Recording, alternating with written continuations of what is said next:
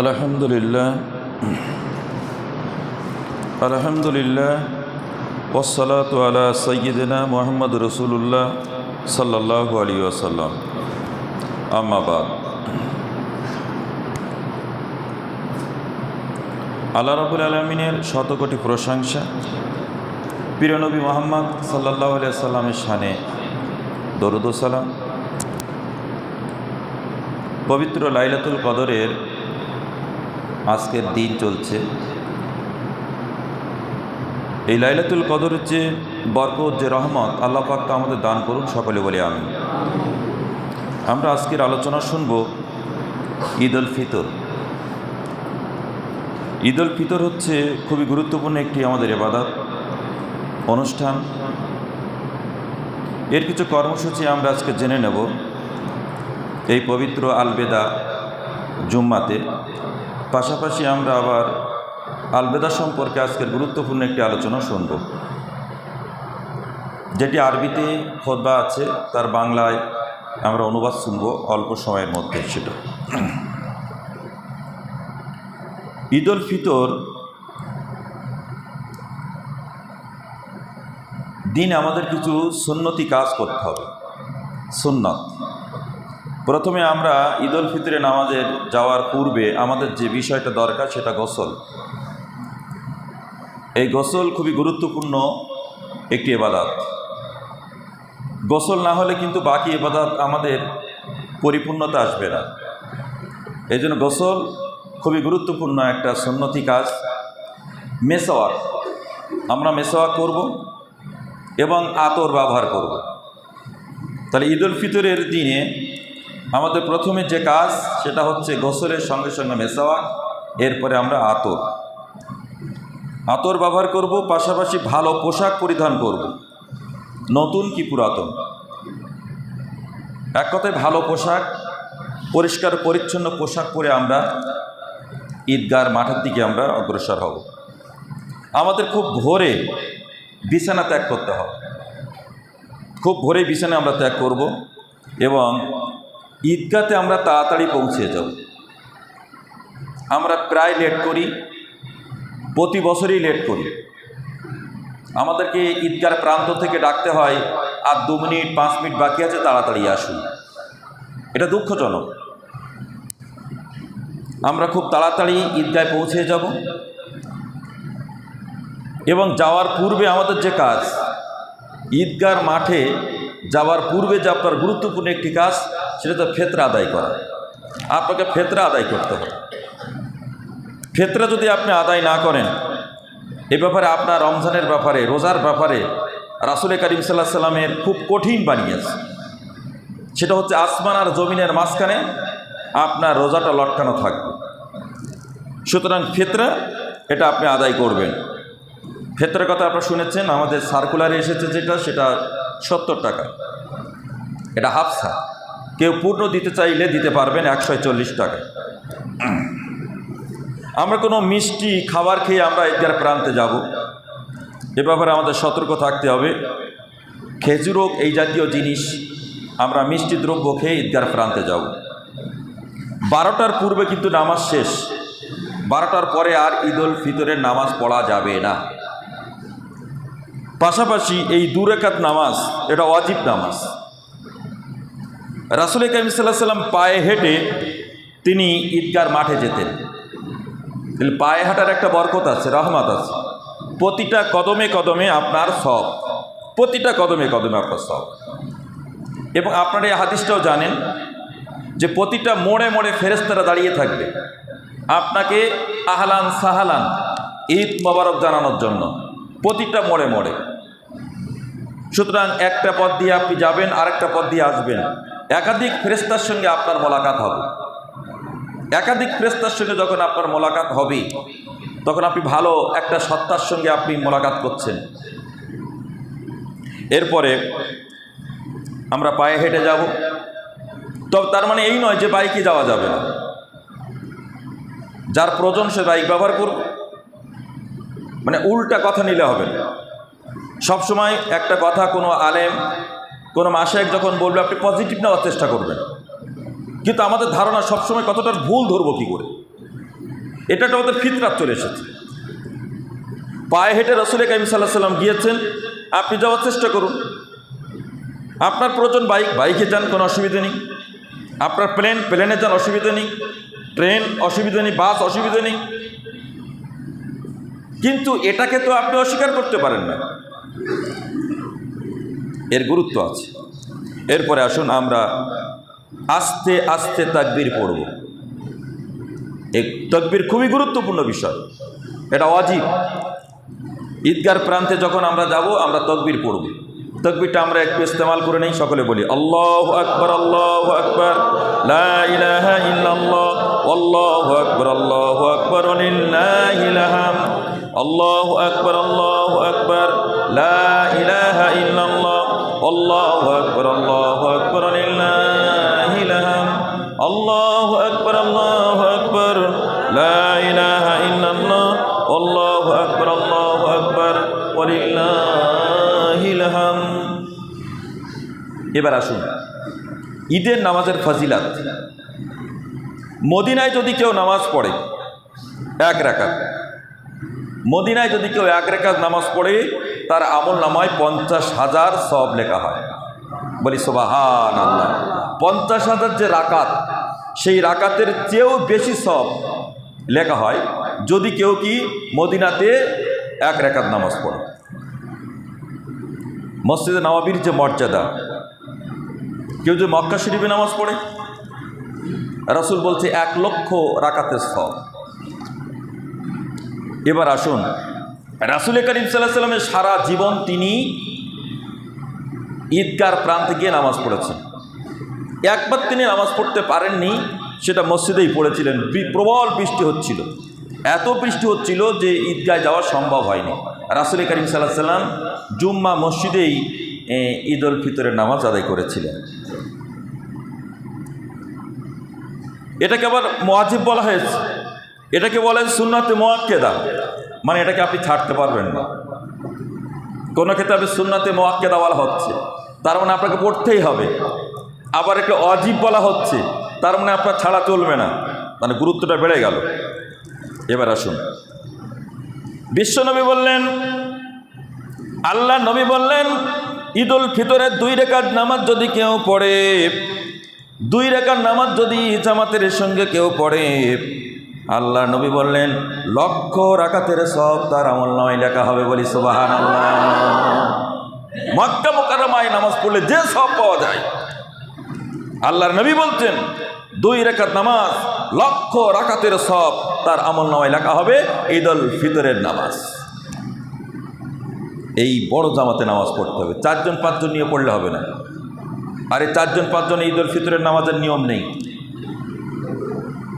বড় জামাতে আপনাকে নামাজ পড়তে হবে। আলহামদুলিল্লাহ রাব্বিল আলামিন, এ ব্যাপারে খলিশানের একটা ঐতিহ্য আছে। আশপাশের মধ্যে আপনাদের এক বিরাট ঐতিহ্য, প্রায় 5 থেকে 7,000 মানুষের জামাত আপনাদের হয়। বলি সুবহানাল্লাহ। এটা আরও বাড়বে আগামীতে ইনশাআল্লাহ, আরও বাড়বে। এটা 10-15-এর কাছে চলে যাবে। আপনাদের যে ক্যাপাসিটি জায়গার 10-15 হাজারের কাছাকাছি চলে যাবে ওই ময়দানে, যেটা আগামীতে হবে। এই ঐতিহ্য আপনাদের ধরে রাখতে হবে। এই ঐতিহ্যের জন্য আপনাদের প্রচেষ্টা চালাতে হবে। এই 2 রাকাত নামাজের জন্য আপনাকে আগে ভাগে যেতে হবে, একটু তাড়াতাড়ি যেতে হবে। আমরা এ ব্যাপারে কি করি? আমরা এ ব্যাপারে অলসতা। প্রথমে তাকবীরে তাহরিমা যদি আপনার ছেড়ে যায়, তাকবীরে তাহরিমা যদি আপনার ছেড়ে যায়, তাহলে কি হবে? তাহলে আপনি সব থেকে বঞ্চিত হবেন, নামাজ ত্রুটিপূর্ণ হবে। তাকবীরে তাহরিমা অথবা একটা তাকবীর ছেড়ে গেল, তাহলে আপনার নামাজ অসম্পূর্ণ, অপূর্ণাঙ্গ। নামাজের মধ্যে যে ওয়াজিব ছেড়ে যায়, অবস্থাটা কি হয়? সহজ সেজদা দিতে হয়। সহজ সেজদা আপনার কে দেবে? আপনি তো 3টে তাকবীর প্রথমে আছে, আবার পরে 3টে তাকবীর আছে। প্রথম তাকবীর আপনি পেলেন না, ওয়াজিব আপনার চলে গেল। সম্মানিত ভাইয়েরা, মদিনা মুনাওয়ারার এ ব্যাপারে একটা প্রচলিত একটা আমাদের নিয়ম আছে। তাকবীরে উলার সঙ্গে 40 ওয়াক্ত নামাজ পড়া লাগে যারা মদিনা মুনাওয়ারায় যায়। যদি ইমামের সঙ্গে সঙ্গে হাত না তোলা হয়, তাহলে আপনি ওই যে 40 ওয়াক্তের 1 ওয়াক্ত আপনার বাতিল হয়ে গেল। যারা মদিনার প্রবাসী, 10 দিনের, 15 দিনের, 8 দিনের, 7 দিনের প্রবাসী, তারা পাগলের মতো হয়ে থাকে ওই নামাজ আদায় করার জন্য। ইমাম যখনই আল্লাহু আকবার বলছে, 7 লক্ষ মানুষ, এখন প্রায় 10 লক্ষের ক্যাপাসিটি হয়ে গেছে, 7 লক্ষ মানুষ আল্লাহু আকবার। এ ব্যাপারে আপনাদের খেয়াল রাখতে হবে যে আমরা তকবীরে উলার সঙ্গে নামাজটা আদায় করব ঈদ আল ফিতরের। খুতবা শোনা সুন্নাত। এই খুতবা চলাকালীন কথা বলা যায় না। আমাদের কানে কতবার বলা হচ্ছে খুতবার সময় কথা বলো না, কথা বলো না, কথা বলো না, আর শয়তান বলছে একটু কথা বল, ওর পদাঙ্ক অনুসরণ করলাম। ঈদ আল ফিতর, জুম্মা, যখনই খুতবা হবে, খুতবা শোনা আপনার জন্য ওয়াজিব। আপনি এই খুতবা শোনার ব্যাপারে আপনাকে তাগিদ করা হয়েছে। আপনি খুতবার সময় কথা বলবেন। কেন কথা বলবেন? কে পারমিশন করেছে আপনাকে? খুতবা চলছে, আপনি উঠে চলে যাচ্ছেন, কে পারমিশন করেছে আপনাকে? আপনি মুহাম্মদ সাল্লাল্লাহু আলাইহি ওয়াসাল্লামের উম্মত না অন্য কারোর উম্মত? এটা রাজনৈতিক কোনো পার্টি নয়। নেতা বক্তব্য রাখবেন, আপনি চলে যাবেন। গোটা পৃথিবীতে 1 কোটির ওপরে মসজিদ আর 1 কোটি আল্লাহ নবীর প্রতিনিধিরা বক্তব্য রাখছে, আর আপনি ওটাওটি করতেছেন, কথা বলতেছেন। এটা আপনার মামার বাড়ির বিয়ের অনুষ্ঠান নয়, এটা আল্লাহর রাসূলের দেখানো একটা ইবাদত বন্দেগীর একটা মার্কাজ, এই ঈদ উল ফিতর। সুতরাং ঈদ উল ফিতরের দিকে খুব খেয়াল করবেন। ঈদের নামাজের কাজা নেই, সব নামাজ কাজা পড়তে পারবেন কম বেশি। ঈদের নামাজের কাজা নেই। ঈদের পূর্বে কোনো নফল নামাজ নেই। লোকেরা নামাজ পড়তে ঈদের আগে। কিসের নামাজ পড়ছেন আপনি ভাই? 2 রাকাত নামাজ পড়তেন, কিসের নামাজ? ঈদের মাঠে তো পড়াই চলবে না। কোন নফল নামাজ ঈদের নামাজের পূর্বে পড়া যাবে না। শরিয়াতের ব্যবস্থা অনুযায়ী কোনো ব্যক্তিকে আপনি খুশি করবেন, কোনো ব্যক্তিকে আপনি খুশি করবেন। ফেতরা, অনেকগুলি ফেতরা এক জায়গায় করে একজনকে দেবেন। আপনারা যেভাবে ফেতরা আদায় করেন এতে দারিদ্রতা বাড়বে, এ কমবে না। টোটাল ফেতরা তুলে একটা দরিদ্র লোককে দেন। আপনারা ভাগ করতেছেন, ভাগ করতে করতে ওই ভাগই করতে হবে চিরকাল। আমাদের দারিদ্রতা কমেছে, আমাদের রিপোর্ট বানান। যেভাবে আমরা ফিতরা দিচ্ছি, টোটাল ফিতরা এক জায়গায় করতে হবে, এক জায়গায় করে একজন লোককে দিয়ে দেন। তাহলে একটা দারিদ্রতা দূর হলো। তার একটা ভ্যান কিনে দেন, তার একটা ব্যবসার ব্যবস্থা করে দেন, রোজগারের ব্যবস্থা করে দেন। আপনি তা না করে মানে একটা ফিতরা আবার 3 জনকে দিচ্ছে। হাই রে কপাল! এই ফিতরা, অনেকগুলি ফিতরা আপনি কি করবেন? এক জায়গায় করবেন, এক জায়গায় করে আপনারা একজন লোককে দেন। আর আমাদের দেশে বেশ কিছু লোক রয়েছে, তারা এই ফিতরা কালেকশন করে সব সময়। তারা লক্ষ লক্ষ টাকার মালিক, তারা টাকা ব্যাংকে জমাচ্ছে, কিন্তু প্রকৃতপক্ষে আমার এলাকার দারিদ্রতা দূর হচ্ছে না।